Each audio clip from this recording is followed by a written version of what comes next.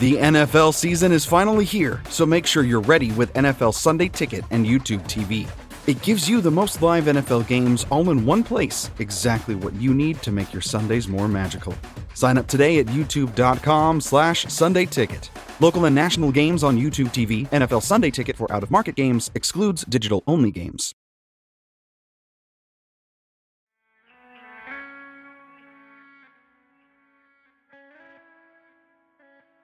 Hello, this is Elizabeth Emery, your host of Hear Her Sports, and we are taking our annual break in September this year. But even while we are enjoying some time away from the normal production schedule, Hear Her Sports is still the podcast for everyone who loves stories by and about female athletes and other women in sport. During our break, right in the regular feed, on our regular schedule, you will find several bonus episodes over the next month or so. Make sure you catch all of those episodes by subscribing to Hear Her Sports on your favorite podcast player. First up during our break is an episode of the Angel City soccer podcast, Casual FC. Angel City is the Los Angeles-based National Women's Soccer League team. They began playing in the 2022 season. I'm not going to say anything more because to introduce this show, the two hosts of Casual FC, Mario Salazar and Angela Morales, who I love so much, join me for an introduction to their podcast in general and to themes that came up in the episode. And we talk about how great it is to have a women's pro team in your city. Enjoy the show.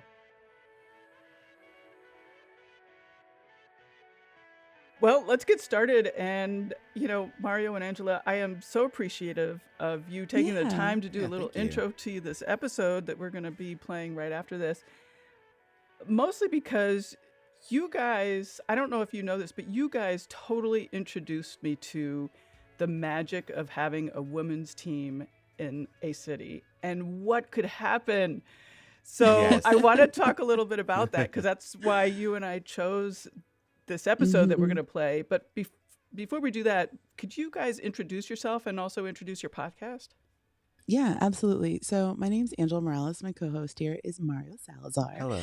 And we're the co-hosts of Casual FC, which is we call it an Angel City preview pod, which means we're previewing the upcoming matches. Our goal with the podcast is really to bring in newer fans because as much as I love sports and I love learning every minutia detail around them, not everybody wants that. Not everybody needs that. Not everybody is interested in that side of the game.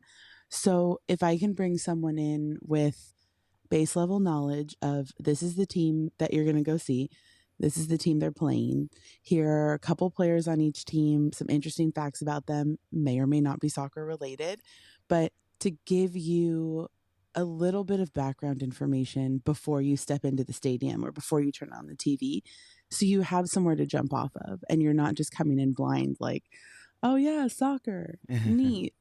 America's not the most we love soccer country in the way that it's like baseball, basketball, football as our top three big hitting sports. And yet the rest of the world lives and breathes by soccer, football, whatever you want to call it. So it's kind of shortening that curve to bring people in and to bring folks in at a level where it's not intimidating anymore, because every sport has that base. You kind of have to know the general idea of what the game is, and people kind of have that idea with soccer. So we're taking up just a little bit and giving you the team's history against the other team, any drama, any fun cultural stuff in the game. And then we dabble and do some interviews here and there and cover the World Cup and cover the Olympics and any other shenanigans that happen in soccer. Right. So it's one of those where it's mostly to help bring folks in, the casual fans, bring them into the game. And Mario. Yeah. And especially within our little podcast dynamic, I'm the casual. I truly am the new person to the NWSL, to women's soccer. And so Angela has been essentially my expert, right? We joke about that all the time, where I am the person that's learning. I'm basically the audience, and it's been really helpful in that I get to learn about these amazing women. A lot of them I know almost tangentially, right, because of the national team and when they play in the Olympics or when they play in the World Cup and things like that. But I don't know the great, amazing stories behind them and the league. The league's been around for. There's been multiple iterations of the league, and the current league has been around for a while. And it's like, well, yeah, there's, you know, they're on TV and let's watch them and let's celebrate them. And so it's been really a learning journey for me, which has been really fun. And so I'm the casual. I will call myself the advanced casual because, you know, I do know a little bit about the game, but Yeah. do I know it about the women playing it? Not as much, but I'm learning. So it's interesting that you're the casual, because when Angela was talking, what I was going to ask was, were you thinking that your audience was going to be mostly female, and was sort of this decision to do the casual because your audience was coming into this, like women's sports? But Mario, you're not female. Yeah. No, I'm not. And honestly, I don't know if well, we at least even like thought about it in that way. Interesting. Yeah. It was more, how do we get people watching the game? How do we get people watching Angel City? How do we grow this community that's already starting in a flurry? Like, how do we, I don't like to use the word capitalize on it because it feels predatory, but like, how do we capitalize on this movement and get people to still be excited, stay excited a couple seasons in? yeah, it never crossed my mind that it was a one-sided thing or like a one-gendered thing. It wasn't like I love that. We need to bring in more women into the space or anything like that. It was just really more about, a lot of people don't know about the team or about the lore, or just the fact that there's a league. Like, we encounter many people that were just like, oh, what is this podcast about? Oh, there's a women's team in LA, and it's like, it's a huge women's team in LA. It's 20,000 people per game, huge, right? But that in LA, or in the grand scheme of things, it's a small drop in the bucket, right, of fans. And so people just need to kind of get that little inkling of like, what is this, and can I join in, and why it's special. Exactly. Yeah, and our mission of like trying to not make it scary. So like, we're very much not an X's and O's type sports podcast. We're not, here. Well, we will delve a little bit into tactics every once in a while, as Angela would love to do, but a lot of it's more about the characters or the personalities or the players, and the fun. And it's you bring someone to a game and they kind of automatically get hooked, and that's the best part of it. Well, one of the reasons, I mean, you talked about not wanting necessarily to cater to the female audience. However, one of the reasons that I really love this episode with Catherine Davila from the Angel City front office is that you guys get into such a wonderful discussion of the emotional aspect of having a city team and what happens and what that means to the female audience. Yeah, it's amazing. So important. It's so important. Don't cry. Man, it's 6:06 in the morning here in LA, and I just got called out so hard. No, spoiler alert, I cry in this episode. Yeah. But it's because of that. It's because in Los Angeles, we have a very, very, very large Latin community. All like Central America, South America, Mexico especially. I mean, this game is so important to those countries, and to have so many descendants of those lands here in LA, immigrants, like, it is a game for everyone. I don't really joke about it too much, but like, we've made soccer expensive in the States. You go anywhere else in the world and everybody's just playing with the ball in a random park, on the street, in an alleyway, like a driveway. It's not an expensive game, and it's become one. Yeah, and it's become one. And it's pricing folks out. And a lot of what Angel City is looking to do is finding ways to stop that, especially in LA.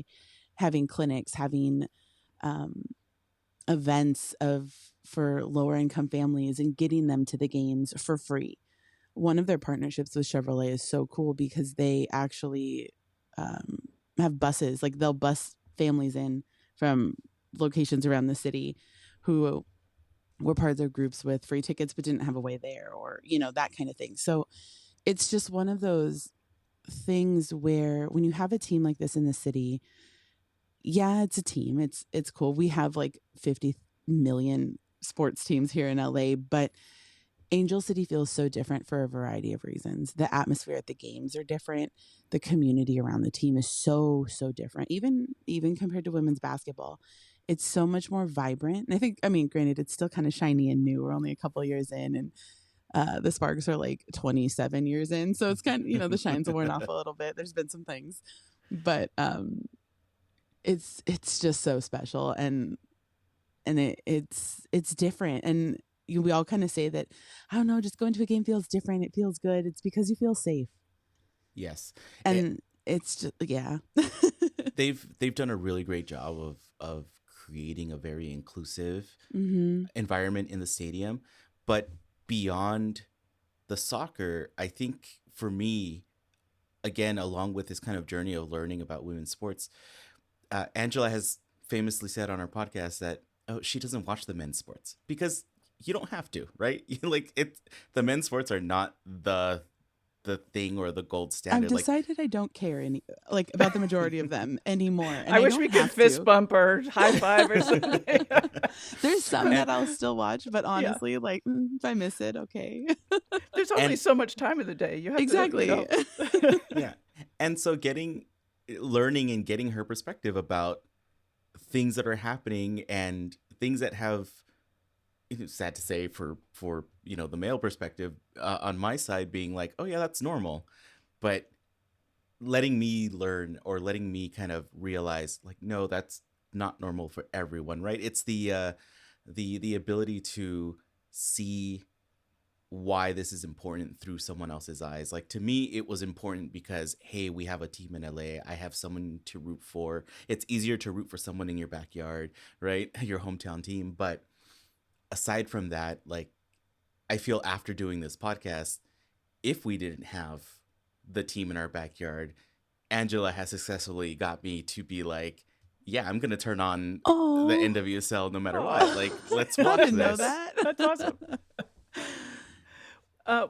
One of the big parts about this episode is discussion of fan groups. Can you guys introduce what those are? Because, I mean, before I knew you guys, I didn't really understand sort of the magnitude of fan groups and how they take over and what's involved. Oh, get ready. Yeah. Yes.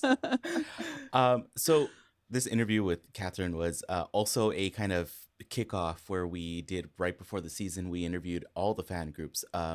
Angel City itself, they're called supporters groups. Angel City has 6 of them. It's not uncommon to have multiples. You would identify them as usually the loudest, most fervent supporters in the stadium. They're the ones drumming. They're the ones in a soccer game. They're going to have flags. They're going to have chants. They're the ones kind of like bringing the energy to the stadium. And they're a big part of soccer culture in general, right? Unfortunately, if there is the hooligan side of it when you start thinking about like English football, but in the grander scheme of things, it's the bringing together of all of these fans that have this team in common and have a passion for a team. And then especially in the United States, actually, a lot of the supporters groups, and it's the same in Europe and around the world, but in the US for both the NWSL and the MLS and stuff, those groups have become very much a way of being able to communicate what the community is really like and what the community wants from this team that has become so personal and so entwined with the community. And each one of these groups, it was amazing to sit down because we knew a handful of people from every one of these supporters groups, but when we got to sit down and just kind of really dig into it and why they didn't join another one and why they formed their own, and they all have their reasons, and every single one are completely valid, right? There was one that was a little bit more family focused because it was started by a family, and they actually have a subsection of their of their group that are led by the kids, which is amazing. That's cool.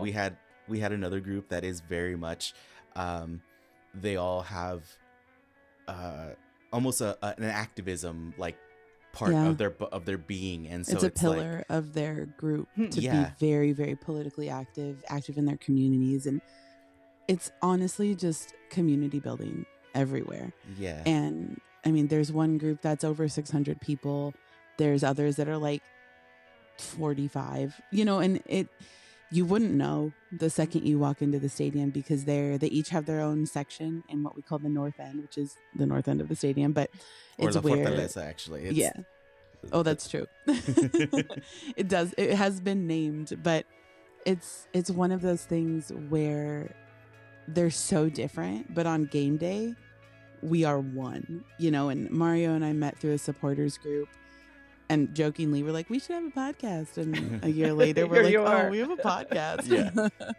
But I mean, we may not have met each other without the supporter group. Sure. And we may not have had the ability to do this and find this platform without that community already built in. And does the team, Angel City, like the organization, do they communicate with the supporter groups? They do. So the supporters groups are there for the team, game in, game out, for the community, but they are not part of the team, and that's the very important aspect of it. They're completely independent, and they do have, any good team will support their supporters. and Angel City has. So there is this kind of almost liaison, which Catherine is one of her responsibilities of being this kind of community person for Angel City is organizing and interacting with the supporters groups. But the supporters groups are all independent. They're actually there's an independent supporters group council that's nationally based. No kidding. Wow. All the supporters groups, both MLS, NWSL, and the USL, like the minor league teams, all those supporters groups that have like really solidified what they're doing are part of this ISC council. They talk to each other. They have their own issues on like, how do we talk to the front office about XYZ, or there's a reason why we're independent. We don't take money from them, or there's very strict rules of like, if you do take money from the team, like it's to benefit the community, it's not to benefit yourself, and like all of those kind of things. But there is a very good communication between them, and I mean, with that also comes, it's a two-way street, right? Like the team has to be friendly with the supporters, and the supporters are friendly with the team, but that does not mean that they're always eye to eye, right? And that's why I say that the supporters are also the voice of the community, because when we're kind of in our lore, right, very famously, there was a big backlash by the supporters very early on when it was announced that there was possibly a male coach that was going to be selected. As he was also a very problematic, like historically problematic coach. And so the supporter groups were basically like, absolutely not. Well, that was my question. Is like the team could actually learn a lot from paying attention to the supporter groups. They do. They do. Well, that's great. That's great. Yeah. And Angel City famously is, there are people that are very knowledgeable in soccer, and there's also, our like Julie Ehrman and Natalie Portman, like the founders of the team aren't all diehard soccer people, or weren't even in the soccer space in the beginning. So like they were treating the team in a very different perspective, and being part of the supporters groups that we were, there was very much we know that there was very much a learning curve for the front office to say, oh yeah, you're not supposed to do this, or the picking a male coach when we've been broadcasting that we are building this women's Mm-hmm. first, from top to bottom kind of led team. And and we bring up the idea of this male coach who's also problematic. That might not be the right direction to go in. And it's not to say like they would only hire a woman for the position just because, like, it's not that. It's, look, your initial mission was, XYZ. It was about uplifting women, giving more opportunities, like diversifying the field and all of that stuff. Yet you go back to the well of like the handful of male coaches that are Right, available. Like right. that's not the goal here. And so it's not a completely female staff. Like there are male staff members and things like that, but it's about what the mission is, and the supporters were very vocal about it, and among other things. And they are, I'm going to say it again, they are that voice of the community. They're the voice Yeah. of, look, we give our hard-earned money to this team to come to these games, to support, and that's our way, right? That's our way of being able to support and also protest, right? If we need to withhold our Mm-hmm. Right. they have these giant coffers of investment and things like that. But if you want to keep us, you need to do right by the community. And they have, for the large extent, have done a really great job of doing that, and also listening to the community, which has been amazing. Well, I love that you talk about having men and women in the front office, because one of the things I noticed about this episode is that Catherine talks initially about how she got onto the team and started working for the team. And she does talk about her Mm-hmm. experience. She has a great story about supporting women. And I don't want to give it away, but Yeah. supporting women along the way of her. And it Definitely. is. Yeah. It's so important to have women in the position of power and to make decisions, but also to recognize certain things that perhaps their male counterparts would not even notice. Totally. And I think one of the biggest things that Angel City is still doing very well is the idea that it doesn't have to be the way it's always been. It can Right. be something completely Beautiful. new. We can say, okay, Yep. we understand that this is a system, but we don't like the system. The system isn't working in general. It wasn't built to work for everyone. How do we change it? And how do we shift it? And I mean, I think that's really what we're doing as a community around Angel City as well, is like, it doesn't have to be this, I mean, for lack of a better term, it doesn't have to be this aggressive, like testosterone filled environment at a game. It can be just as intense, just as competitive, just as crazy, and still feel like a party. Because if you end up in LA and you end up at Angel City game, doesn't matter if we're playing the top of the table, the bottom of the table, or somebody in between, we're having fun. Cool. Half of us are quietly so stressed and like so focused on the game. And and I think that's the beauty of it, is that I have friends that come for the soccer of it. My fiance Eva, like my mom, like my family's there like to watch soccer. Like we're there so intensely watching the game and also having a freaking blast with our friends. But you have the other side of that where people are like, oh, this is just a party on the weekend that I can go to for like 30 bucks, That's my family, and we're split. I'm there to watch the soccer, and I'm like kind of keeping an eye on, and I take my kids, and my kids are like, they're also a little on the younger side. Yeah. And so they're either watching like for a couple minutes, and then they're like, okay, and they go back to playing with their toys at like in their seat. But my daughter keeps turning around, and she's becoming more active in watching what's going on. And most recently we were at a match where like I was proud because she actually paid attention right when the action was happening and it led into a goal. So she was able to be one of the first people to jump up and be like, yay, we scored. Whereas before, I jokingly, I've told Angela this before too, where I've taken the kids to a game and I've had them on my lap and we score, and every part of my being wants to jump up and scream, but I have a child in my lap, and I'm like, I can't scare this child right now because it's just going to go badly. Well, obviously, the three of us could chat for, I don't know, all day probably. But Probably. let's put an end to it. But do we need to know anything about this episode? Do you want to introduce it? Anything we should know before we start listening? I would only say that this was like I slightly mentioned before. This was a series that we did before the season started, this current season, where we wanted to really explore what the community was about. And Catherine was our first interview about just what Angel City has been doing with the community, and really where she has such an amazing background in the city of LA, in women's sports, in the local community, in kind of like grassroots movements, to basically this new big juggernaut of a sports team that is now one of the most valuable women's sports teams in the world right now. And if not the most valuable. Exactly. After the last couple of weeks. And so it was great to get her perspective, and we've known her personally a little bit ahead of this, and so it was good to hear from her and the community aspect that she has.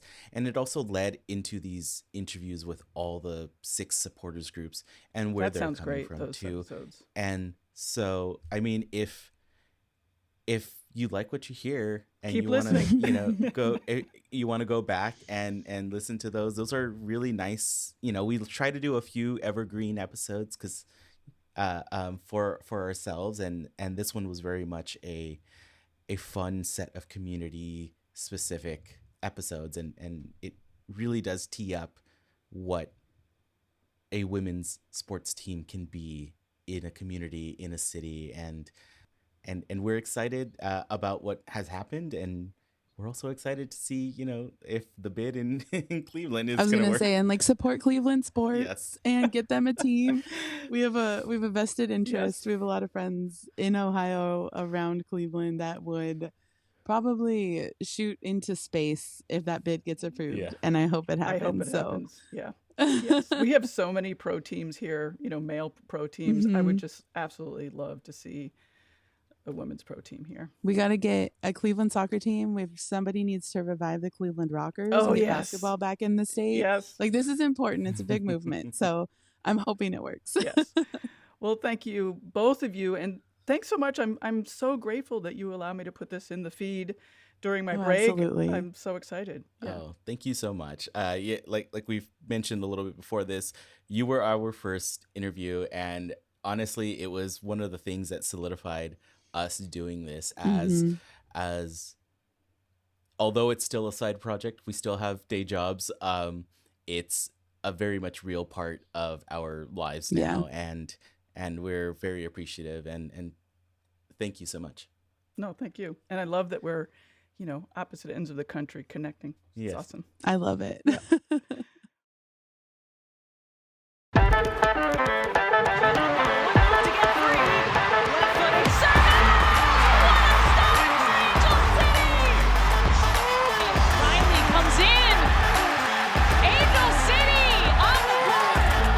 Presented by Cedar Sinai. Shifty work into the box. And across, it's in! Oh, it's LaRue! It's a dream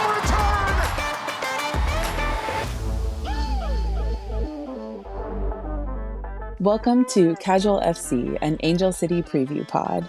I'm your host, Angela Morales, with my co-host, Disneyland dad extraordinaire, Mario Salazar, and our very, very special guest, Catherine Davila from the Angel City front office. Woo! That's so nice. No one ever cheers for the front office, so thank you. You all work so hard, and I feel like that's lost in the shuffle sometimes. It's lost in the We shuffle, love and it it's also the lowest hanging fruit to be like. We're the easy targets. It's the front office and referees. It's just for any across all sport. Are we on the same level as referees? I don't thought think we were so. like a I think notch it's above. A notch above, but those are the two reachable targets. Yeah. Okay. All love to referees. I don't know why they do what they do. It's insane. But yeah. Yeah. Thank you so much to both of you for having me on. And I did not know, Mario, that you were a Disneyland dad. Yeah, actually, we just before we started, I was talking about how I just came back from taking my kids to Disneyland this weekend. We don't have annual passes or anything, so we're making it like a once a year trip type thing. But we're making it fun where we get to stay at a hotel nearby and make it a weekend thing. And yeah, it was fun. And it truly is reliving Disneyland through your kids' eyes, right? Like it's very much, there's going to be a point, and my nephews are, me and niece and nephew are there right now, where the Disney magic starts to wear off. Right? They're too cool for school type thing. And then it'll come back when they're a little bit older, right? A little bit more. They can understand it from a different perspective. And right now, we're totally in the like parent mode of our kids are experiencing everything for the first time or believe, and it's fun. Yeah. That is magical. This is not anything Angel City related, but I have a very similar relationship with Disneyland, Mario. I go once a year for my birthday.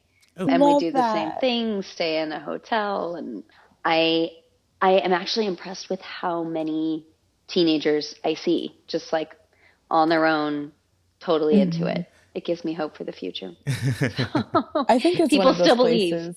Yeah, it's like you get to go and shed real life by the moment and be like, this is the ideal world. Maybe not so many people, but like not as crowded, but just that magic and going into places and having everything feel a little sparkly part of Disneyland. That and people watching. Yeah. People watching is always fun. Absolutely. Alrighty, so today we're officially kicking off our supporters group series to give everyone a little more information on the heart and soul of La Fortaleza in the north end of the stadium, and to hopefully help you find the right supporter group for you. So that's why we asked Catherine, air quotes, community cat, Davila, to talk about the role of community, supporters groups, and the street team in both the real world and the front office. So I've been so excited about this episode for, I don't know, a month or two since Mario and I first started talking about it. And we're just like, hey, would you think maybe this would be a thing you'd want to do?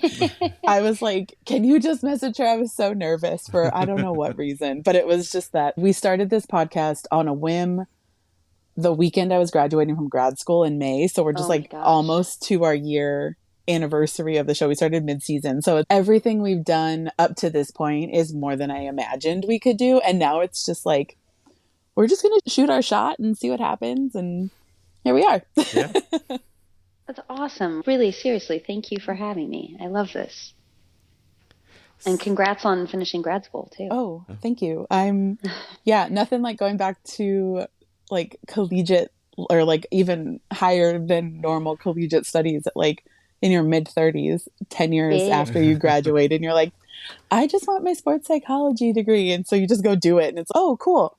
Now what? Now what do I do?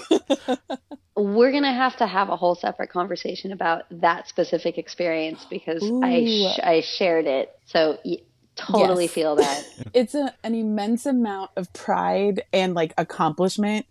And like now, like those are my feelings now. But during the whole time, it was like instant regret the whole time. And I don't know how to tell people that without making it seem bad, because it's not. It's just like you're constantly questioning, why did I do this for 2 years? The closest I've got to that is anytime I pick up a freelance job, I always go, yeah, extra money. And then I go, why? Why? It's the same where it's like basically you have homework. And homework is the worst. Yeah. It sucks. Yeah, there was a few Angel City games where I'm like studying on my phone at like tailgates and fan fest, or I'm asking my girlfriend to like be like, okay, ask me what this is, ask me what that is. Like during halftime, we can't hear anything, nobody knows what's going on, and I'm just like panicked. I have to finish this quiz before midnight tonight. Yeah, but we're here, and that's what matters. That is dedication, Angela. That's amazing. Yeah, choices were made. Own it. Just own it. Say, it is. It's amazing. Absolutely. So on that note, we've got a little sprinkling of going back to grad school. So how did you come to ACFC? What's your background?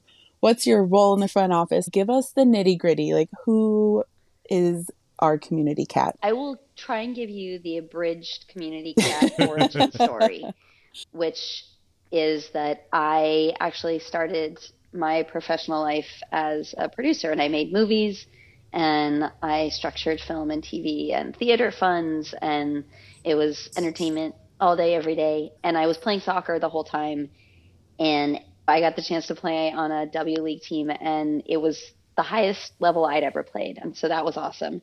And as part of our commitment to the team, we had to volunteer coach for AYSO. I had never coached before. Yeah, I totally winged it, and I fell like head over heels in love with it. And so for about a year, I continued running a production company. My brother and I ran a production company together while coaching on the side just for fun. And after about a year of doing that, I made the really difficult decision to change career paths. And I said, soccer is in my heart. It's been a part of my life, basically my entire life. My dad's from Ecuador. There was no question that if I was going to play a sport, it was going to be this one. And so I started pursuing coaching. I got licensed. I ended up with my C license. I coached at the collegiate level. Wow. I also founded a women's club here in LA that was really like, it came out of the fact that we had, I think, 17, don't quote me on this. I'm saying this on here, but don't quote me on this. Something like 17 men's division in the LA Municipal League, which is like recreational soccer for adults. 17 men's divisions. Give you one guess how many women's divisions there were. A whole bunch of none. One. There was one. One. Yeah, at least there was one. There was one, but it barely existed. It was a situation where like we'd show up every weekend, and it was not even a 50-50 chance that the other team was going to have enough players. And there were 4 teams. And so we said, this is not right. We're in Southern California. It's like a hotbed of soccer, and women's soccer in particular. And so we started this club that was really focused on making sure that women of every age and ability level had a place to play. And of course, as we grew, that expanded our understanding of what inclusivity meant, expanded, and it became women and gender expansive adults, and just really grew from one team in the LA Municipal League to, at any given time, it could be 9 teams. We had a WPSL team for several years. And while I was doing that, I was also coaching at a youth club and ended up becoming the president of that club. And the overwhelming thing that I saw working on both the youth side and the adult side was there's a giant like disconnect, especially for, and I'm just going to use as a shorthand right here, but girls and women in this sport, where we lose them right as they're entering a really challenging and sensitive time. It's 12, 13, 14. And then they never come back. And there are plenty of people who go on to play D1 and they have that experience, and then they leave that and they don't play again because it's such a challenge to their identity, and how could they play at a lower level? And so it really was like, there has to be a way to approach this. There has to be a way to make this sustainable. And so I went, you'll appreciate this, Angela, I went back to school. And it's funny, I know that this wasn't supposed to happen, but you mentioned USC. I went back to USC. Oh, wow. And I got my MBA because the thought was, I need to learn this language of business. I need to understand how to professionalize what I'm doing. And I spent 2 years. It was amazing. I regretted it half the time, but truly an amazing experience, and I'm better for it. But came out of it thinking there is not a job in the world for me. I don't want to be a consultant. I don't want to be too far from speaking my language right now. I told you there's a lot of overlap there. Yeah, there's going to be a secondary meeting of just Kat and I on the side. What does this mean? Yes. And so I was a little bit lost coming out of it. And I think to say I was lost is not really fair, because I was very clear on what I didn't want to do. And so I had the tremendous privilege of having a partner who could support us while I figured out what the heck I was going to do. And if you don't know Matt, you could call him Community Matt Gully. But I took about 9 months and I returned to my roots, refocused on my women's club, and started creating content, started rebuilding that community and reconnecting with who am I and what drives me. And it was crazy enough, it was in the midst of that and coming off of the 2019 World Cup that Angel City was announced. Mm-hmm. And it was basically like, yes, exactly. I'm not someone who believes in fate, but I can't imagine strangers coming together for me of everything that I've done, from the storytelling to the community building to the soccer. And I did everything I could. This is one thing you certainly learn in business school, is how to network. And reached out to anyone and everyone to say, this is what I need to be doing, and pitched this role, essentially. And the rest is the past 3.5 years. Yeah, that's wild. I just was at a networking event for a women in sports group here in Los Angeles, Mm-hmm. and someone said to me, like, you know what you don't want. You have to create what you want, and which is literally what you explained. And so I've been having that like quiet crisis of like, how do I do this while I'm doing the thing? But no, that's absolutely amazing. And it's so interesting how everything shows up when it's supposed to, and not a moment too soon. Didn't someone tell you like, as you were talking about like the podcast, even they're like, why aren't you leading with that? I said, oh yeah, I have a day job, but like the real love is this podcast. And this woman, I was literally, that's who I was emailing. I was typing up an email when Mario jumped on the recording, and she just looked at me, just with a couple other women at this table, looked me into my soul and was like, why do you even tell people you have a day job? You are a podcast host. And I was like, yes, ma'am, I am. Like, there it is. Shifted overnight. And I was like, okay, that's what we're doing now. That's amazing. It's all coming full circle. I love that.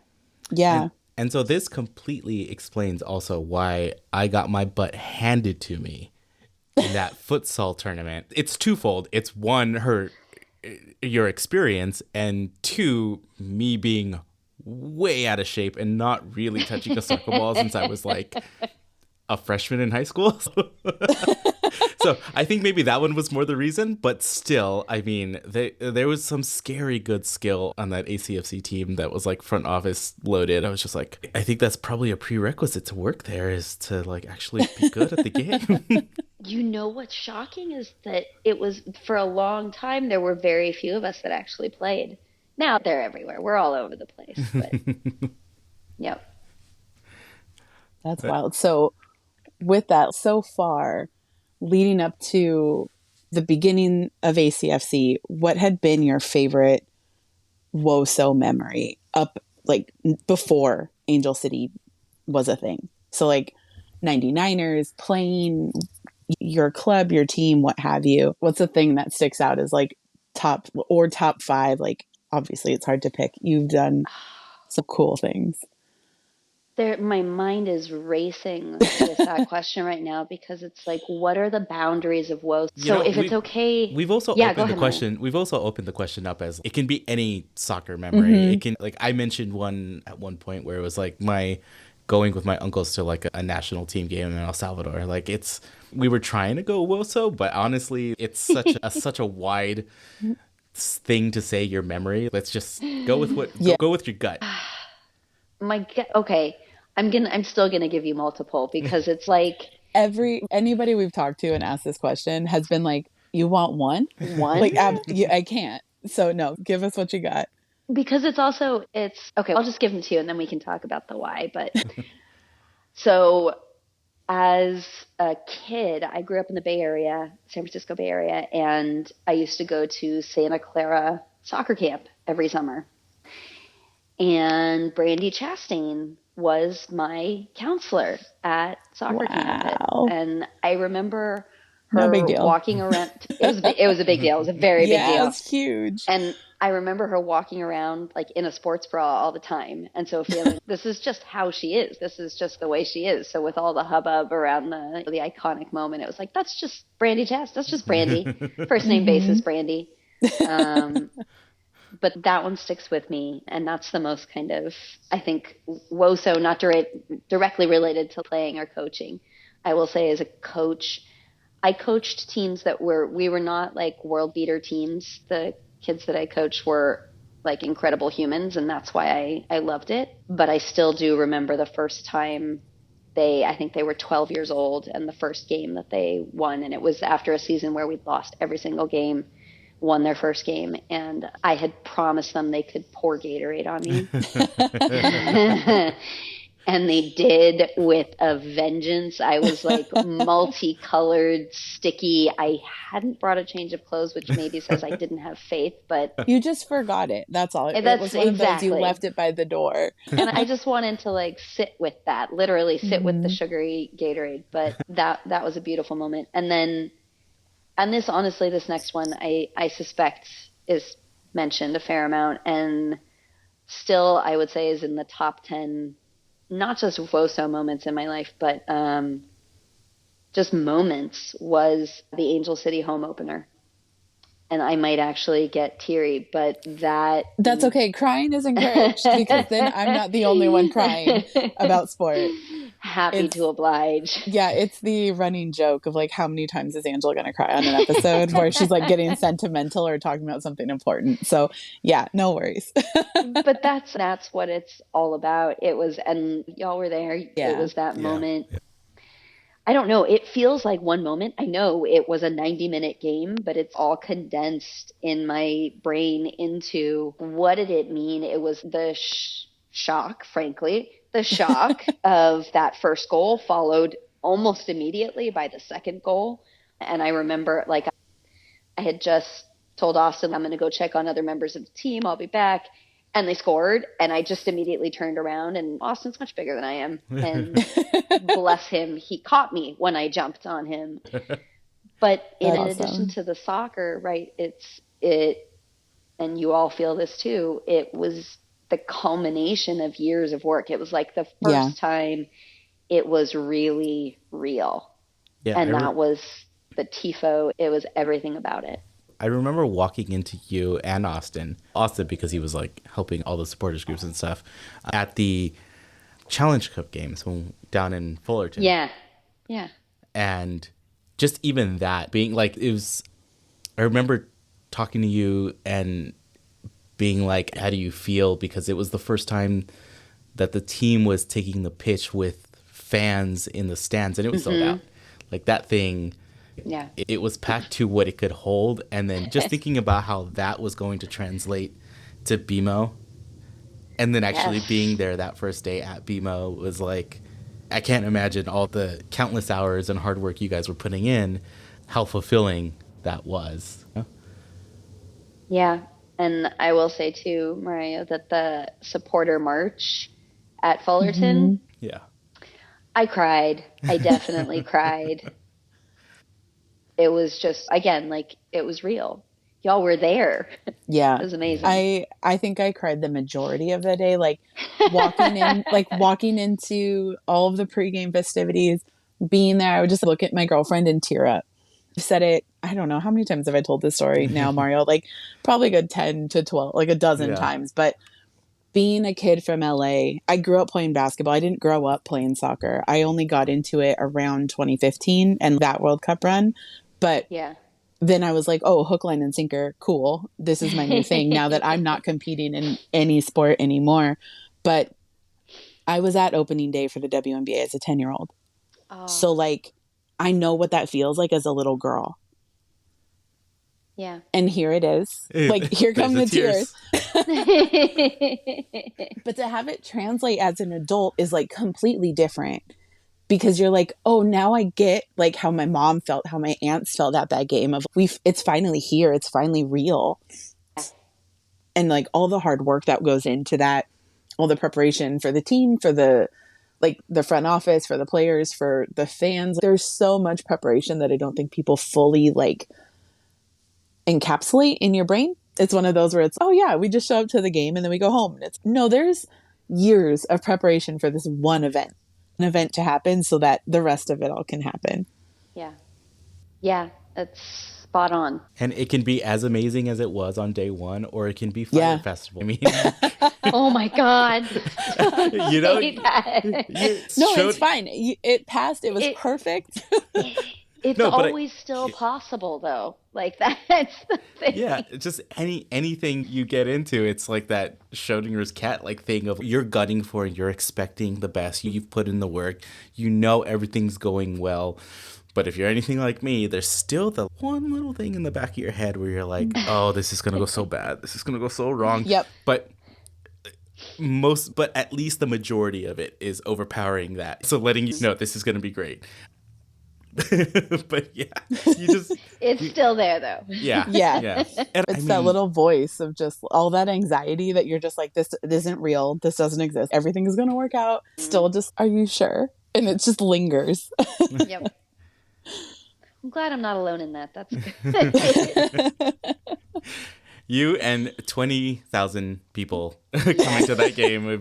Everybody was like, so true. Everybody was probably just hoping, okay, this is going to be awesome. This is going to be awesome. We're going to have a team in LA. This is going to be good. What if it's not good? Oh no. And then you get there, and then you see how the community has rallied, how many people have shown up. You got your ticket. You're not 100% sure if other people got their tickets next to you. Yes. But like you get there and then it's just mind-blowing celebration, mind-blowing. It's fun. And I think that's a huge bravo and all praises to you and what you guys were doing with community and outreach, building this whole thing in the pandemic, and the rest of the front office on just all the different logistics that needed to happen in order to get sold out 22,000 seat matches for women's multiple 22,000 multiple sellout.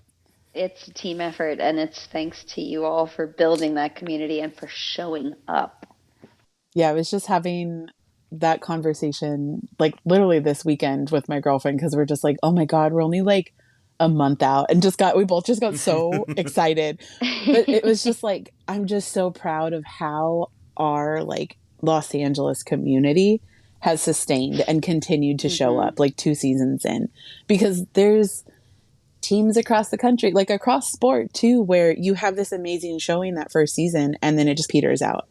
Yeah. And that kind of happens as it becomes less like sparkly and new just in general, but to have just as many, if not more sellouts the second season, and more people buying season tickets, more people committing to making sure that they're there or traveling to away games. There's such a movement of like, how can I be involved at whatever level, and we'll meet you where you're at.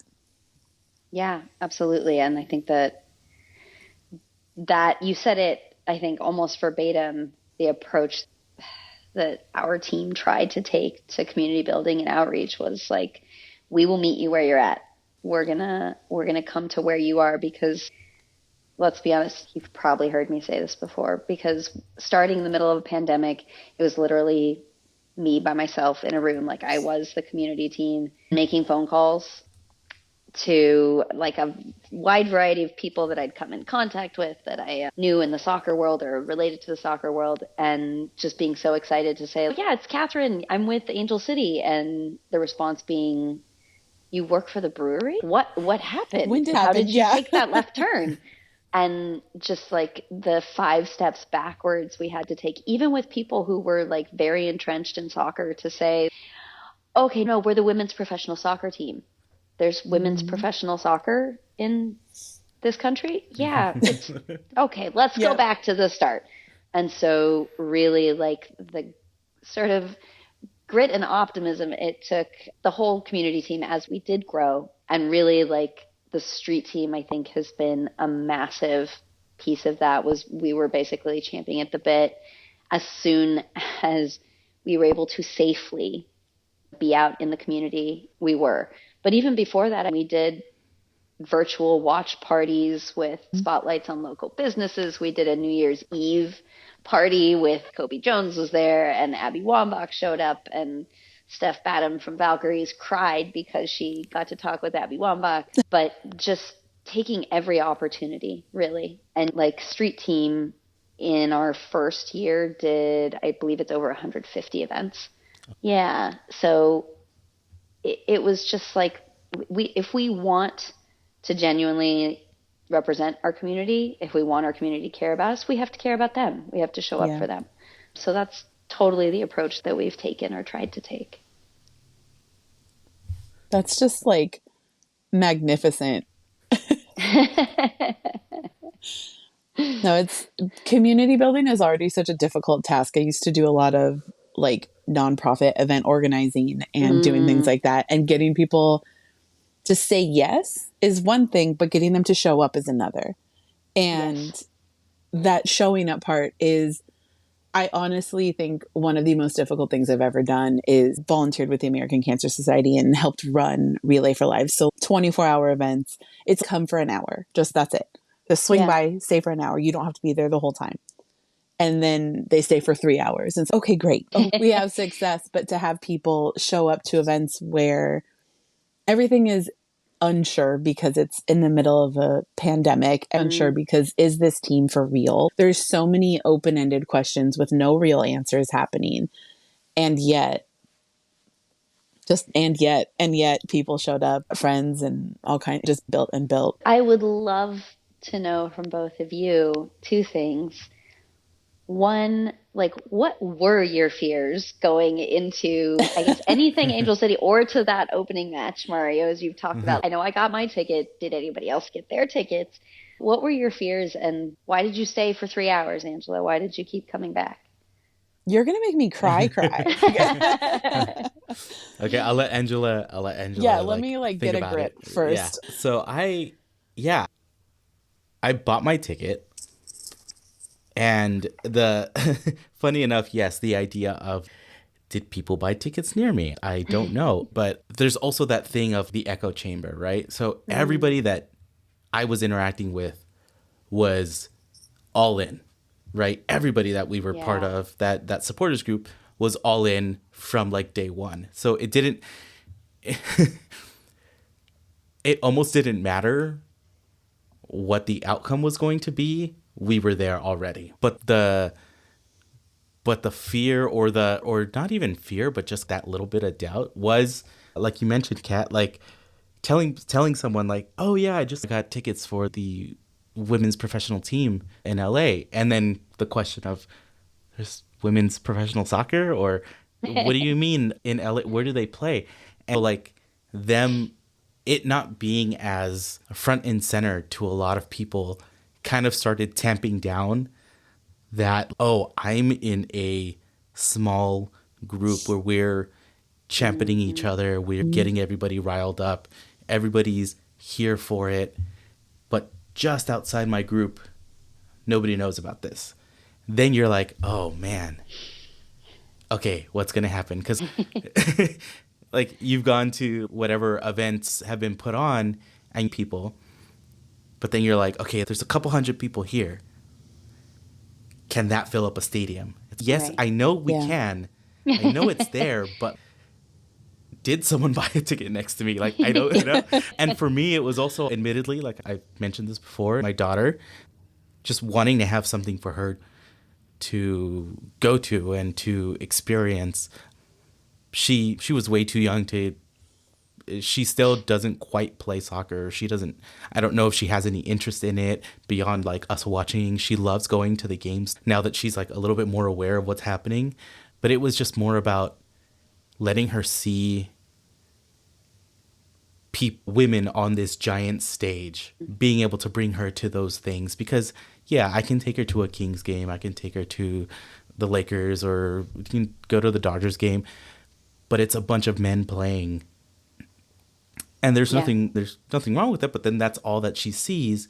And especially during the pandemic, when we were like flipping through ESPN or whatever, the great thing about that was that like we got to pull up like collegiate swimming, and you got women's swimming. We got to pull up softball and things like that. And I would always make it a point to show her that there were women playing, or like when it came to the Little League World Series, like there was a girl on the team. Like I would just show her like it's something you can do if you wanted to. And so that was my reason for keeping it going, and just being so glad that it's Angel City is now one of the like within the league and within a lot of other sports too, has now become like the thing to aspire to. Premier level team. Yeah. Being able to fill out that many seats, being able to keep the vibe going, being able to get everybody excited about it has been great. And it's, so what, LA has a bajillion teams of professional sports. there's room for everybody, and it's going to be fun. So I'm glad that it's stayed the way it has. That's so I good think to hear.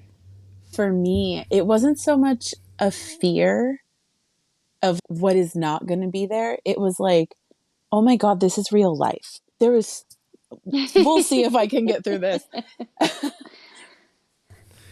Representation in sport is so important. This is like the little girl in me that's just, I just want this for everyone. I went through a big phase in like high school, early college, where I was like, I don't watch women's sports, because it was like early 2000s. There was there were bad vibes. Like it was not like an easy. It wasn't easy to be a fan of the WNBA, of women's soccer, of women's sports in general. And so I just kind of pretended that didn't exist. And is this a therapy session? What the hell? But to have this, it was like, oh no. Because like in 2019, 2020, I really just kind of looked at my life and I was like, screw this. I like what I like. I love basketball. Like, as I say that, I'm looking at like 4 different women's national team jerseys. I think a dozen different WNBA jerseys, like just everything I've collected over the last few years of just, no, I'm going to fully embrace everything I've loved forever, because I'm a grown up and I have adult money, and yes, I will do with that what I will. And so I knew like the second the team was announced, I was all in 100%. And so like my family was the same way when the Sparks happened. My aunts they're now considered legacy ticket holders because they've had season tickets since day one. My mom and I think we had them for the first 5 seasons, something like that. But it's like those memories are so ingrained in my head. Like I have pictures with Lisa Leslie, with Jamila Weidman, with these players that like completely changed my life. And now a whole new generation of girls gets that. And one of the families that we've become really good friends with in my section, like Mario and I, he's downstairs, I'm upstairs. And then I literally just got breakfast or lunch with this family this weekend. And we're sitting there. It's my girlfriend and this husband and wife and their daughter, who is a celebrity on this podcast. And I swear everybody knows Josie at this point.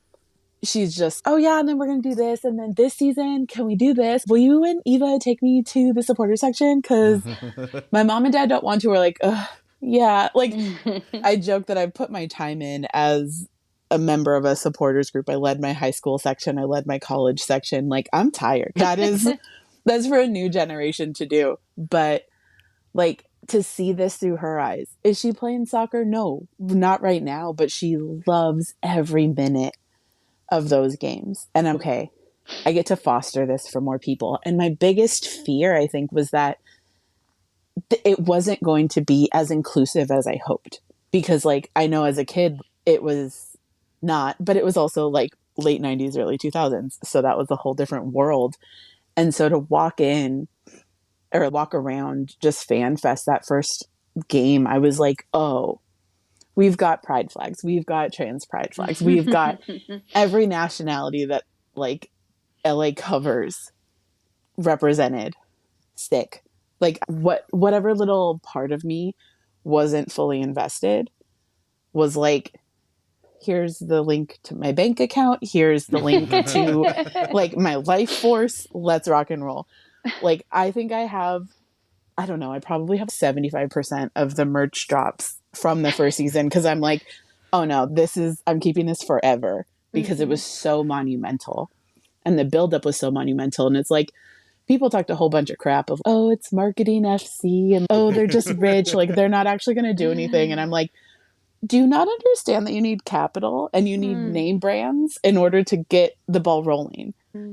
That's why so many things have stopped and stalled and sputtered out over the years. Yep. If you don't have the money, very really truly on the business side of things, if the money's not there, the longevity is not there. No matter how hard, no matter how dedicated your fan base is, if you only have 100 people showing up, that's not going to fund all the things that it needs to fund. But the sustained effort of this like fan base is insane. Just truly, we're a bunch of weirdos, and I love it. Maybe it's weirdos with stamina, and I think that applies probably to front office as well. For this.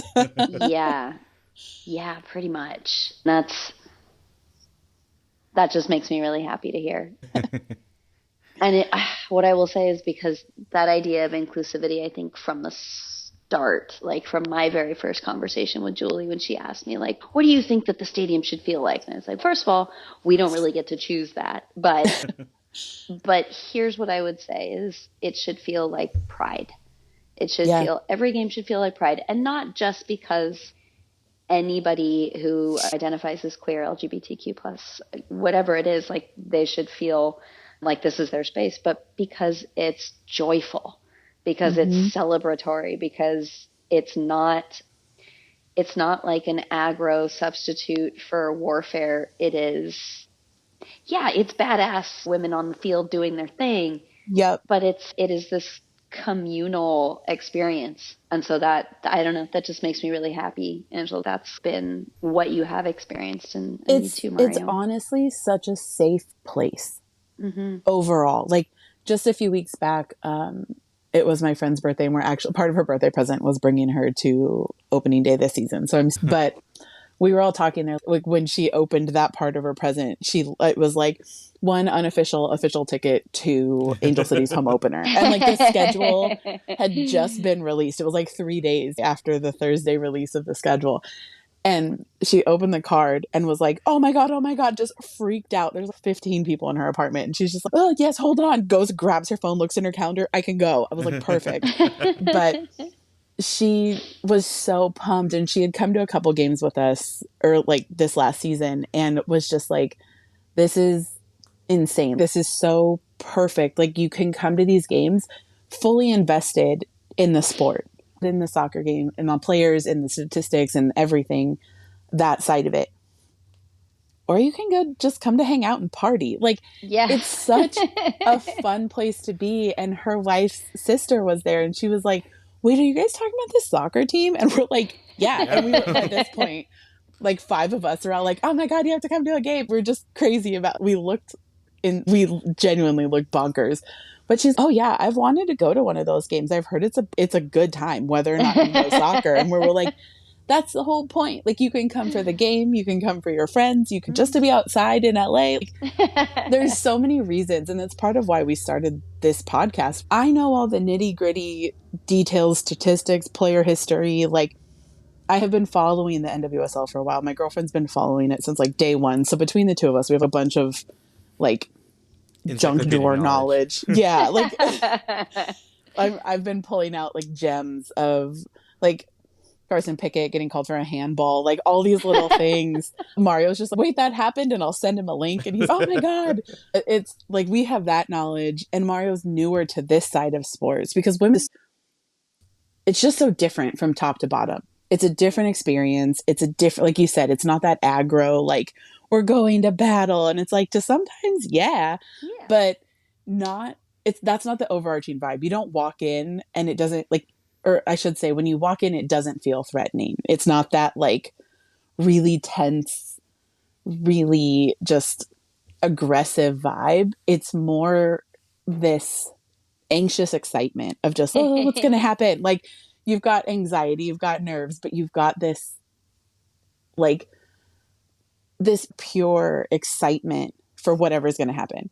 Are we going to get a bicycle kick? Is June's goal going to get called back? Like, we have these things that just keep happening, and it's, oh my God, like what's going to happen this game? And every game, there's something to talk about. There's always a highlight. It's just different. And I have a lot of sporting events, men's, women's, like recreational to professional, everywhere in between. I will watch sports whenever I can. This is one of those things that I'm like, no matter what, I will never give this up. Like, lifer for sure. So you can hold me to that.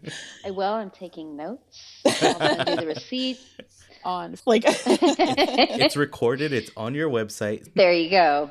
Can't get out of it. No, that again, like you just keep saying things that make me happy. It's nice to feel like, I don't know, like it's working.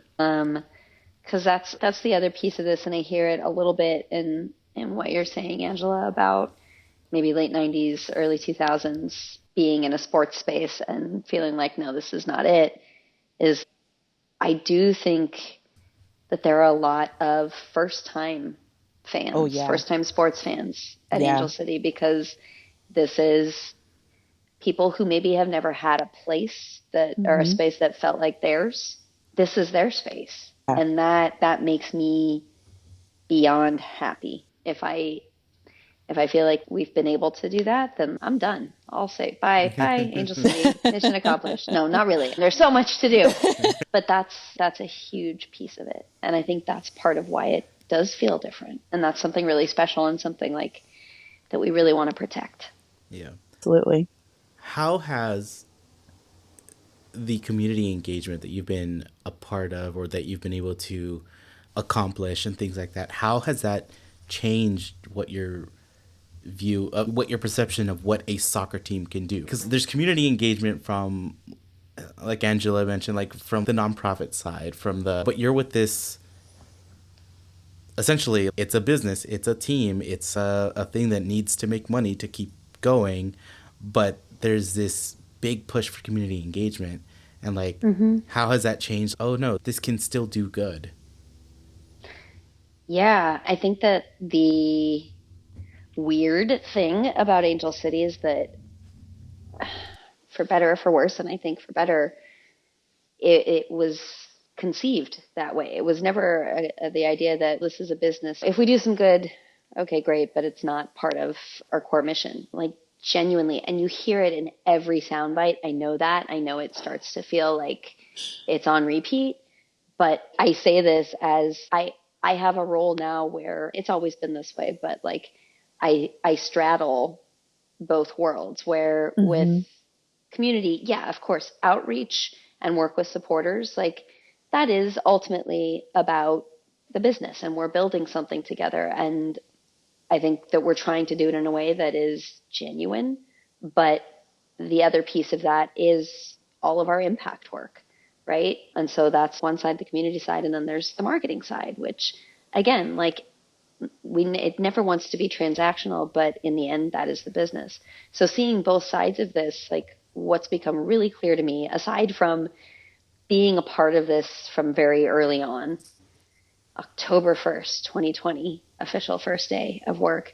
But aside from having been a part of it for a long time and hearing and knowing and coming to understand like the real sort of thesis statement of Angel City, it is very clear in every meeting that I'm in over the course of every day that genuinely the question that gets asked for everything is, how does this drive the business forward and how does it further our purpose? Because the two are genuinely inextricable. I think, Angela, you were talking about it earlier. If we want to pay these players what they're worth, if we want them to be respected and treated the way they should be, then we got to sell tickets. We have to sell jerseys. We have to put money into that engine to keep it going, to eventually build that training facility, and this is not a promise, this is just something I'm manifesting, to build our own stadium, our purpose-built stadium for Angel City. I keep throwing it out there that we're going to outgrow BMO and like by year 5. So FYI, I'm laying that groundwork with you. Please send it out. I cannot wait for it to be like, the Coliseum's not being used that weekend. Maybe we just move it over next door. Oh, shoot. We need to go to the Rose Bowl. Like that kind of thing. I won't mind the extra commute. Like it will be so worth it to have that moment of, guys, we did it. If it's just that one time, like we did it. It is like on all our vision boards. But I just think that I look at the impact work that we do, and it's tied to sponsors, but it's also tied to how do we do impact right now that is not just going to make our community better, but is going to change the face of our sport. That's the big secret projects we're working on right now that I'm excited to share at some point this year, but really genuinely just exploding the expectation. I'm not like setting this up for failure here at all or to disappoint. No, like, but it's all like fundamentally related, not just to the business, but to doing good, because doing good makes the business better, and doing the business makes us able to do the good. So it's never ending. And I think that part is lost in a lot of different ways throughout sport. Like, so many like activations that teams use or that they participate in feel like an afterthought. Like, speaking from experience, like I didn't go to Dodgers Pride Night for years because their giveaway was ugly. Like, it was very apparent there was no one in the community who was driving that. It like, you recycle the same thing because you didn't sell out last season, like that kind of vibe. And it felt like an afterthought. Or everything that's going on in hockey right now. There's so many things where it's like, just commit, say it with your chest. You will lose fans, yes, but you will gain more in the process by creating a place that is welcoming for everybody. And that is lost, I think, in the face of business, where it's, oh, we have to do this. And I'm like, but if you do this, you get twice as many people. Like, oh my God. Right. Yeah. Shocking thought process sometimes, but so much of the sports world in so many ways is 20 years behind where it should be. And I think that's just business in general, especially for the more established leagues or the older, especially the men's leagues.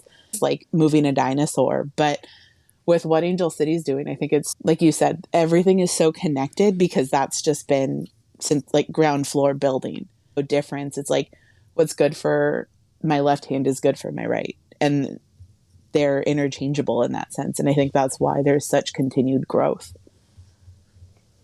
I hope that's true. No, just because there's also a healthy tension, which I think it's really valuable. And you all know, it's not like every step we've taken has been spot on. But I think the thing that is also a part of how we've sought to build community and engage with our community is I personally spend a lot of time listening, and I spend a lot of time saying, hey, that wasn't what we ought to have done. And then we can learn from it. And that's honestly, I'm really thankful to be a part of an organization that does that, because it's not everyone that does. And it's still hard every time. It's still hard. But I think it's worthwhile for exactly the reasons that you've said, right? When you listen and actually engage authentically with the people who are there and want to be there. I know it sounds crazy. It's not rocket science. But yeah. I feel like we could have that conversation. That could be like a 3-hour episode in itself of theory of marketing and trying to figure out where the thought process lies. Speaking of thought process, this next question that Mario is about to ask you, I'm very excited to learn about.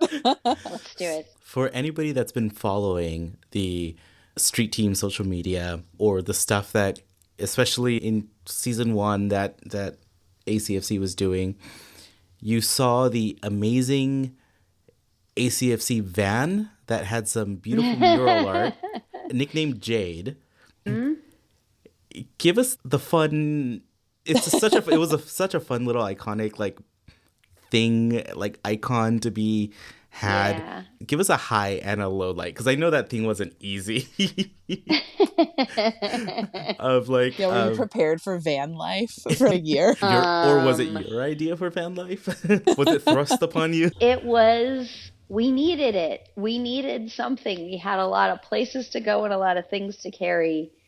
And I don't know if this is well known, but Jade belonged to Fish. Oh, I didn't know that. Jade was Fish's van. And then briefly became my van. And then became Angel City's van. But it really was like, that also just speaks to, I think, the mentality of the community team in those moments where it really was like, we'll do whatever we got to do. There was so much passion and enthusiasm and just such a tight-knit kind of group. Like, honestly, our street team are a special group of people. They are people that the people who are on street teams very often are there very briefly. They're in transit to something else. And we have a group who are unbelievably overqualified, dare I say, who have incredible experience and who are part of this because they believe in it and because this sounds so cheesy, but they believe in each other. So getting back to Jade, but that really is like the mentality, I think, of the team going into things. And so we had our very first like big in-person activation when it felt safe-ish was a traveling block party. And so we had Jade go it was 3 stops, Venice Beach, and then we ended up in Mariachi Plaza. And at every stop along the way, Ms. Yellow brought community members in. So kids, adults, everybody had the chance to actually participate in the artwork on Jade. So it really was like this physical embodiment of what we were trying to build, from the concrete to the coast. Everybody had their hand on it. And that was something really special. And then there was the time Jade got stuck in a pit and had to be lifted out with a crane. I was hoping you were going to tell this story. Of course. Like, I don't know whether to call that a high or a low, because maybe both, because like Jade was high in the air and also like in a ravine. I don't want to discount the feeling of the people who were actually there with Jade when it happened, because I think it's one of those moments where you just probably like your heart and your stomach are sinking. I won't name names in this, but the team was traveling to an event. It was a women's soccer match, actually, and thought there was a shortcut to the field. And it wasn't a shortcut. It was just a bunch of sand and like a ravine. So they got stuck, got out. They called a tow truck. The tow truck was like, heck no, I can't. This vehicle's not set up for that. Then the fire department came and they were like, you all need to get away from that vehicle. It's about to flip over. You don't touch anything. Just get away from it. And finally, I believe it was the next day, we had to call a specialty company it's a half crane, half tow truck. Oh. And you can still see the video on ACFC Street. Highly recommend. There it is. Yes. And that's Fish and Monica. I told you I wouldn't name names, but they're in the picture. So what do you want? They had to be there for supervising efforts. Exactly.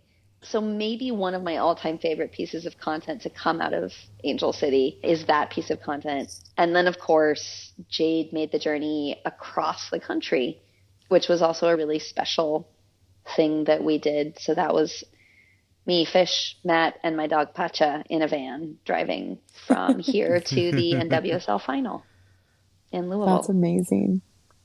Absolutely amazing. Like, what memories you've created for yourself. Like road trips, just general road trips are a lot.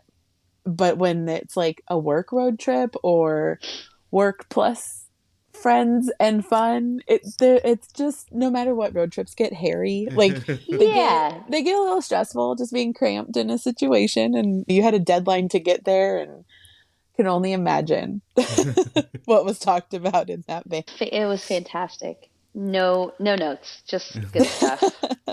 Whole time. Great. I will post on our stories the images that we were just talking about of Jade the van and the amazing journey it's been on. Is it still around, or has it been retired now? Jade has retired. She's still around. Her pronouns are she, her. She's still around. But we have, and I would be remiss if I didn't give a shout out to our new street team vehicle, also she, her, I believe, is Luna. So it's a truck also designed by the wrap that's on Luna is another artist, a local artist, who did a beautiful job. Erica Friend is her name. So say hi to Luna too. She's not as, much a part of our stories and such because ACFC Street is not going anymore, but she's out there every week. Mm-hmm. We'll have to keep an eye on it. That truck is beautiful. Isn't it? Gorgeous, yeah.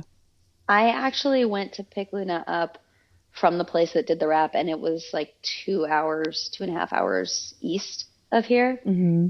And I felt so special driving back in this gorgeous thing. And just, if you're not looking at me, you should be looking at me because this is amazing. That's awesome. That's such a good omen. That's okay. Yeah. I'm in this cool truck and now it looks even cooler than it already is. And everybody should pay attention to pay attention to the road, but also pay attention to this truck is saying. Yeah. Yes.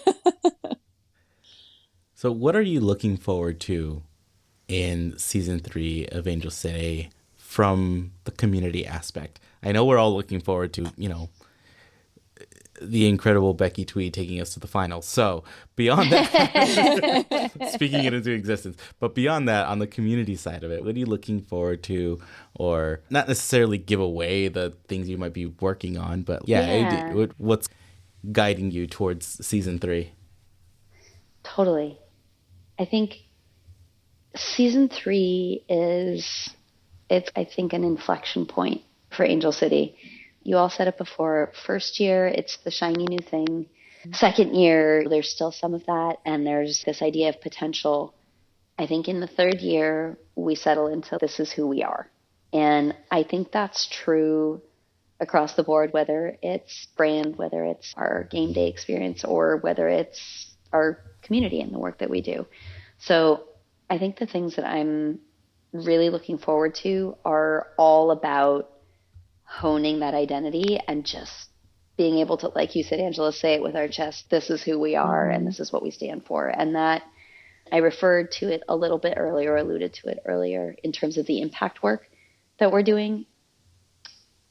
I think really this impact work it's probably the biggest reason that I am at Angel City and is the work I wanted to do really around access. It's access to the sport at every age. So that's a little teaser for that. And the way that not just affects, say, youth at the recreational level, but what does that mean down the road for the pathway to professional soccer and how can we change that? Then I think that, as always, I get so excited and I also get really emotional about supporter projects. So whether it's TIFO, whether it's a new tradition, like those things are so meaningful. And front office, we all work game day, right? So we don't get to watch the match. And so it's those moments, I think, that are the things I look forward to and punctuate a match for me as I'm running around is those supporter moments. And then on the outreach side, like we have spent, and it's an incredible team who has done this, some who are with us still. So Nicole Moreno is still with us. She just had a baby. And some who have moved on to other things, but just the past 3 years really building that knowledge base and introducing ourselves across the city. And Sulema Felix now oversees. I love Sulema. Yes, I'm so glad you said that because Sulema, I came up with this, or somebody said this to me last week, and it was like, yes, that's right. Which is Sulema is a quiet rock star. She's just the way she carries herself. Like, yeah. I met her at a Latinx in sports event last year. Yes. I don't know if you were at that one. No, it was the one at the sick. Grammy Museum. Oh no. Yeah. Mm-hmm. Yeah, and we were talking there, and now like she lives in the same city I went to high school in. So I was like, oh. She's like, where can I get good salsa? And I was like, I got you, don't worry. And like that was the connection of let me hook you up with all the good places to eat. I got you. It's weird. Don't worry. And since then, like any event, any watch party I've been to, like I've been like, oh, check out this place. Like we've been in contact about that. And just the work that's awesome. Sulema was doing like during World Cup and like trying to get watch parties happening towards the end of the season, competing with like Sunday football. I hadn't even thought that would be important because I have checked out of the NFL for the most part. So I'm like, I don't care, like whatever. But seeing how like at I don't remember which game it was, but it was at Rock and Brews in El Segundo and the watch party was. And Mario and I, like, we just talked about this a couple weeks ago on the podcast too, but we had gone to a play downtown with his wife, my girlfriend, my mom. It was like the Casual FC family. All went to a musical at the Amundsen. And then we all go our separate ways. My mom and I literally book it from downtown LA to El Segundo, catch the last 20 minutes of the game. And we weren't the last people to show up. There were still people coming in. And I'm like, okay, we're good. We're solid as a fan base. That's when, like, for me, that's when I knew it wasn't just the appeal of the World Cup or the appeal of a big name. It was a very traditional conservative city. Like, I was joking, there are more queer people in this Rock and Brews than are in El Segundo as a whole. I was so proud of the city. Oh my God, what is happening? It's just wild. El Segundo is weird, but it was so much fun. And like, we got to join up with some friends. We were there, the game ends, we're there for another 2 hours hanging out. Like, I was helping Sulema clean up. It was one of those, oh no, this is our community. As a whole, we're going to take care of this with you and help clean up and help reset the restaurant, basically. Yeah, it was That's a beautiful moment. That is why I love this community. And even when it takes a lot of effort to keep digging in, it's those moments that are really invigorating. So that's good to know. And yes, Sulema is amazing. And just the purpose and the thoughtfulness with which she goes about figuring out where we're going, why we're going. I don't think it'll be a surprise to anyone to know that coming to Angel City, working at Angel City, it's a very fast-moving environment. It might be described as dynamic. Sometimes it's chaotic, but it's great. It's why we can do crazy special things. But Sulema came into that and really just like, she got it all into her brain, wrapped her head around it, and now is just, I think it's just remarkable how deep we're going to get to go with communities that we've been involved with and new communities. So that's very exciting. That's awesome. So to pivot back to supporter groups and how those impact the community and how the community impacts supporter groups. In the before ACFC times, how were you involved with supporter groups for larger teams, or was it more just like you knew those were a thing, but adjacently? Or somewhere in between? Yeah, I was definitely supporter adjacent or supporter curious is what I would say. And it took a long time to really like fully start to I shouldn't say fully understand, just really start to understand what that culture was about. And I feel like this is gonna cause problems, but because I'm going to talk about men's soccer for a second. It's okay. I was equal soccer supporter fandom here. Yes. I just don't watch men's soccer anymore, so it'll level out. Don't worry. Okay. All we had was men's soccer in LA. I mean, after the Soul, which I still feel personally responsible for because I didn't go to enough games, but that's all on me. Sorry. I was a Galaxy season ticket holder for many years, and we sat right next to LA Riot Squad, and I remember just being fascinated by it. And from however many rows over I was, trying to learn the chants and trying to get involved, because what incredible energy. And then this is what's going to kill me. I became an LAFC season ticket holder, which some might say means I don't understand supporter culture at all, and I have no place with supporters. But I guess in my defense, I wasn't actually a supporter. And yeah, so I'm an LAFC season ticket holder, and finally went into the North End. I was invited, which I didn't understand that you needed an invitation. So it was a whole process. It was genuinely like a whole process of dipping a toe. And I find there's still more to learn literally every day, but always been fascinating and always definitely been something that I have tremendous respect for.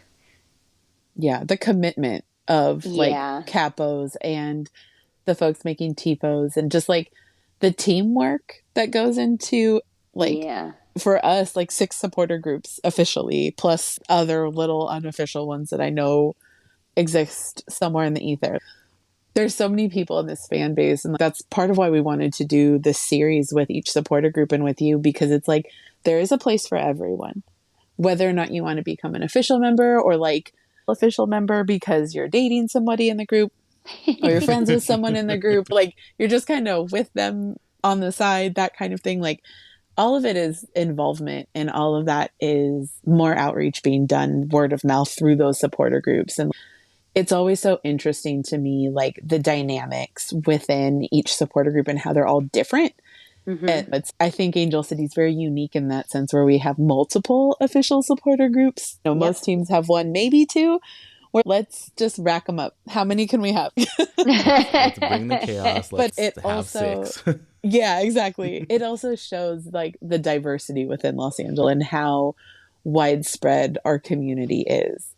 It's like working with supporter groups and around them, what has changed or altered or surprised you or altered your view when it comes to supporter culture or like ACFC supporter culture and how it's different from your experience elsewhere?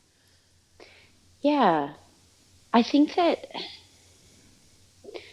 this goes back to a little bit what we were talking about in terms of like this being a space that is different than, I'll say as a blanket statement, than men's sports teams and men's supporter culture. And so I think this was like big learning for our whole staff, continues to be, is there are different priorities. There are things that matter in this space and in this community that might not move the needle for a men's team. And it takes extra care on our part to look out for those things and to be mindful of them, not just when we're interacting with supporters, but in the way that we do business. So it's an added layer on that front. I think that's really been the main surprise. The other beautiful surprise is, and it shouldn't have been a surprise at all given what I've seen of supporter culture here in LA and then across the world, but like the incredible like creativity and sense of humor of these groups as a whole. Like I told you before, at a game, the thing that really punctuates it, that anchors it for me, is what the supporters are doing. And it's marking time. They're doing this chant now, and I recognize that series of drums, or this flag is up, or this is who's in the capo stand. It's all those things like come from this incredible well of collaboration and creativity and innovation. And like I said, like a sense of joy and silliness. I remember being at the Challenge Cup. Game didn't go how we wanted versus San Diego, but Kristen Press scored, and it was the first time that the supporters sang the Kristen Press chant. And that just filled up everybody's cup that was there. So I think that's been, I don't want to say surprising, but really cool to see. That's fantastic. I'm so excited to see what the supporter groups bring out this season, because I feel like, and in the conversations we've had so far with some of the supporter groups, like it's this quiet lull of a quiet hum. Like it's, oh yeah, we're not really doing anything right now because we're just preparing for opening day. And it's just that. Yeah. There's no real information. It's like, you'll know, you'll see. Like things are just show up and make sure you're there. You'll see. Yep. It's, oh, okay. It's almost like a threat, but in a really nice way. Like you better show up. It's a polite threat. Yeah. Yeah. Yeah, you don't want to miss out. Yeah, exactly. Exactly. I know it's the constant joke of everything, right? Of like, when is the schedule going to come out? And then you talk to these groups and it's like, hey, are you guys planning anything? Is there anything coming up? And we're just waiting for the schedule to come out. Yeah, everything's on pause. Yep. Because I think once the schedule comes out, then you're like, okay, we now have T minus whatever to this date. And a lot of these things take planning. I know that some of these things can be run and gun if they need to, and they can be done and pulled together by some crazy miracle and maximum effort in the week, or they can be planned out for a couple months and be like, we're gonna do this like hard. But yeah, just the kind of coordination, and like we said, there's 6 groups, so you got to coordinate with 6 groups. You got to do all of that. So it's amazing what all those groups have been able to do. And yeah, it gives me goosebumps to think it's going to happen. Angela and I, like we mentioned earlier, we sit on the kind of like southwest end of the stadium. We look up towards La Fortaleza, from where we are. We have a pretty great vantage point. The fact that from where we are on the other side of the stadium, we can hear them drumming, we can hear them chanting. at times it's clear enough where there's people around me that have never Yeah. been to a game where they're like, what are they saying? Or, oh wait, what's that chant going? They're getting into it, even though we're on the complete other side of the stadium. It's like the vibes are going that far. And That's awesome. again, year 3, you had your intro year. You're like, okay, we've learned a couple things. Let's fix it. Now it's this is who we are. And Yeah. and I'm excited to see what that stamp is going to be. And we hear the comments from some of the players sometimes from their like the pressers or anything like that. Yeah, coming to play in LA is a whole different beast than That's playing different. in a lot of other stadiums. Which is amazing. Yeah. I think we've set the bar at this point. We may have eclipsed Portland. We're not biased. You said it. It came out of my mouth. It didn't come out of yours. And that's no disrespect to the fans of Portland either. They have been through so much. That is true. Collectively, as a team, as a fan base, they've been through it. They deserve good things like in the coming years, but we're really great. I like that. It is different. I think there's no question. The look, the feel, like the ethos of the Riveters versus La Fortaleza. It's just different vibes. Yeah, and I think there's a mutual respect of like, you're a powerhouse too. Okay, cool. Like I see you. I see you. But yeah, but my team's better. I'm very curious what you all think of the Cove, the San Diego supporter section. I have friends who are season ticket holders, and they haven't come up for a game, and I haven't gone down to San Diego for a game yet. But like, half of it is because there's no shade in that stadium, and like, why would you do that architecturally? Yeah, why? Snappy is just sunburn city. Like, yeah, I mean, it sounds like you need to throw them some shade. Yeah, honestly. Yeah, I don't have too much experience. We've been in touch with one of their supporter groups to do the same kind of thing. Yeah. What do you guys do? What are you about? That kind of thing is like a peace offering. But I think the fan base, like the culture of San Diego it's so interesting because it's so similar, but it's so different. In the same way that like Long Beach is different than Los Angeles and it's different than San Diego. It's just a different vibe. And I think it's way more chill. From everything that I've heard where it's, oh yeah, like we go to those games. And then I'm like, I structure my whole life around this season. Like my whole weekends, like time with my family, with my girlfriend, like all this kind of stuff. Like this is all dependent on what time kickoff is. Do I need to meet people? Are we giving stickers away now? What are we doing? Yeah, to the point for where each game. When that schedule dropped, we just spent like half the day just talking about it. Like me and Angela, and we're like, oh yeah, we need to get back to work. Been at work. Yeah, yeah, I think there was a reason. There was a reason that shirt, that Becky Tweed Experience shirt, came out so quickly. We had that like sitting, waiting for about a month. I want to say, like you'd been working on that design for a while. Yeah, and second the schedule came out, it was like boop. Yeah, I basically had it like done. And formatted. I just needed the actual schedule, and as soon as I think we put it up maybe like an hour after the schedule drop, and I was like, yeah, it's up there. Yeah, we were ready. That was one of those things where we had the idea, we fleshed it out, and it was like, okay, yeah, like we're doing this is going to be great. Yeah, but San Diego, I need to get down there for a game. One, because my friends want us to come down and have a game, and they want to come up here. We just haven't had the bandwidth to do it. But from everyone I know who's gone down to Snapdragon, it's just nice. Like, I don't think there's as much tangible energy pulsating through the stadium the way there is at BMO. Yeah. I will say though, the stuff that I've seen from the Sirens, from the San Diego supporters, things like that, the supporter section, exactly what we were saying, is a whole completely different vibe. They've got someone in an inflatable hippo costume. Yeah. And they're there. And they're there. I do too. And there's like constant bubbles, which makes me happy. It's just, you just have bubbles going. It just feels, it feels like a fun party. And I think a lot of this comes down to, I'll even put it in the context of running. When I've run the San Diego half marathon, and then when LA used to have the half marathon, you know, you're running in, also LA is like LA versus like San Diego is a little bit more of a defined area. But you're running in downtown LA, you're running through Little Tokyo, you're running through like different areas. But it's a small run, and everything's closed that early in the morning. But it's just a really nice scenic run. The marathon is a whole other thing. I've never done that one, but I know it's a lot more weight to it.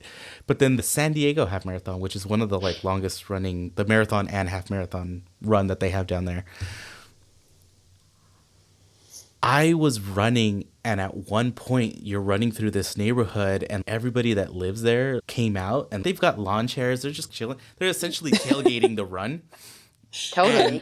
And I kid you not, within a quarter mile, I had 3 shots. I don't know what they were, but there was 3 really strong alcoholic shots, and this was like it's like 7:00 in the morning at that point. More than halfway through the run, and I'm just like, all right, I could have had a Gatorade, but I'm going to have this whiskey or something. Yeah. So it is a completely different vibe. And I think just like it's its own fun. But in that sense, like, I will say they're like different. Yeah. I do love it though. The reason I asked about San Diego is really just what you were saying. Like, Portland's different. San Diego is different. And I think that's one of the things, too, that is cool about the women's game and the development of supporter culture in the women's game is we don't know exactly what it's going to be. Like, yeah, we haven't hit the ceiling. We're not even close to it. Yeah. Yeah. And so it's really cool. And, like, I know they're not allowed to have smoke in Snapdragon. I love that they do bubbles. Make it your own. Make your thing. Find a way. Yeah, exactly. It's self-expression. It's that same creativity that like we see with all 6 groups, and they've got their own version of that. And that means somebody's dressed like a pirate and somebody's dressed like a hippo. And I think it's fabulous. Yeah, this season I think we're gonna pull out all the stops for every team that has a decent amount of organization behind their supporter groups. I think like across the league, truly, I think it's just going to be a little bonkers in the best way. Yeah. I hope so. We can all hope for it. And it's partly to just getting so much more coverage. Like more people know that this exists and that it's something that they can and should care about. And I think that's going to give everything a little extra juice too. Absolutely. Yeah, my Tias came to their first 2 games this last season after me being like, you have to come for like the whole first year. And they're just like, sure. And a lot of times there was like a Sparks game the same night or the same day as an ACFC game. And it was like, no, we're like, understandable. We're legacies. We gotta... no, we can't. No, they came. My mom got them tickets, and my aunt is actually like kind of sort of to a degree away from Alyssa Thompson's family, so she has connections with them. It's the whole thing. But they were able to come to a couple games, and it completely blew their minds. They're like, we have been involved in women's sports for 50 some years in some way or another, playing softball, playing basketball, like what have you. This was different. And they're like, this is what we've always wanted it to be. And I was like, I told you. The best I told you so was like, I told you should have come a year ago. And they were like, yeah, we get it. And then they started looking at season tickets, and they're like, there's no season tickets in this shade. And I was like, I told you. Yeah. This is because like when I got my tickets, the rep I was buying them through, I was out of town and I didn't have good service. So I was just talking to him on the phone, and I was like, what is available on the west side? I don't sit on the first base side of Dodger Stadium. If it's a day, not. I'm like in the shade because I don't want to sit there and bake in the sun and be exhausted and sunburned afterwards. I want to go home and enjoy the rest of the night. And so that's why my tickets are where they are. But they're so excited, and they're already like, so what games do we get to go to? One of my aunts is retiring at the end of this month, and I'm so excited for her to have more bandwidth to come to games. And I'm like, oh, like we get the older generation coming in now too. It's not just like millennials and millennial adjacent folks. And it's just, it's so good. I'm so excited. That's awesome. I love it. I am excited with what might be coming with Bay, and just to see I know what they've, like you said, everybody's different. The Bay has a very solid culture, so we'll see how that's gonna go. I've been telling anybody that I can, we got to make this a intrastate cup, and Yeah. Yes. call it the San Andreas Cup, and make it a thing with a cracked trophy. Yeah. That's really cute. I like that. Yeah. So you can take that idea and pass it along to whoever needs to hear Very good, it. very And good. then Yeah. All right, everyone. Kat, thank you so much. It's been an honor. It's been a blast. Thank you for being up so late on a Monday night with us, just recording this. Is there anything you want to leave us with before I go down our end pod spiel? Just thank you both. You know this already, but the fact that this podcast exists, that there are multiple podcasts about a women's soccer team, I'm going to cry again, Angela. I'm with you. I'm like already tearing up. Just you saying, Yeah. it's like, cool, be cool, be cool. Like, that is real, that is meaningful. So thank you, and thank you so much for including me. It's been a ton of fun. Yeah, we can't wait to see what your community team brings next season and every season after that, and how we keep selling out that stadium. We're going to sell it out more and more every single year. And a lot of that's going to be due to the community outreach and just getting the voice out there on behalf of your team, and just the amazing work that the team's doing on the field. So thank you, Kat, for coming. You can follow Kat at CommunityCatDav, DAV, on Instagram. Go say hi. But if you want to follow what she's doing and the amazing community outreach that's been happening, all of that's just been bundled into the main team's social media channels. So at We Are Angel City, you're probably already following them, but just know that's where the stuff is. And if you're not, get on it. Get on it, yeah. And then go say hi over there. This has been a really nice long podcast, which we've had a blast on. And if you've gone this far, you probably like it too. So hit subscribe on Apple Podcast, YouTube, Google, whatever it's called now, Spotify. Just go check out casualfc.com. You'll find all the links you want there. Follow us on our socials, Casual FC Pod, on Instagram, Twitter, Threads, TikTok. We have merch, really stupid, silly ideas happening all the time. Julie bought a Becky Tweed experience shirt from us that we are ecstatic about. And yeah, you want to talk about me crying? Like 4 days, I would just think about it and tear up. Like, this is real. Especially with me giving her updates. Oh, it's in production right now. Yeah. Oh, it just got shipped out. Go take a look. We'll have more stuff to come throughout the year. Tell a friend about the pod. It brings us luck, and then we push that luck onto the team. As we like to say, we started midway through the season, and what happened? We went on an 11-game winning streak. Cause and effect there. And if you feel so inclined, help support the pod by buying us a coffee. Check out our link on our socials, or buymeacoffee.com/casualfcpod. Throw us a buck or something. It helps us keep the lights on, as they say. So, Kat, thank you so much for being here. And we'll see you on opening day, everyone. Bye. Bye. Awesome. Bye.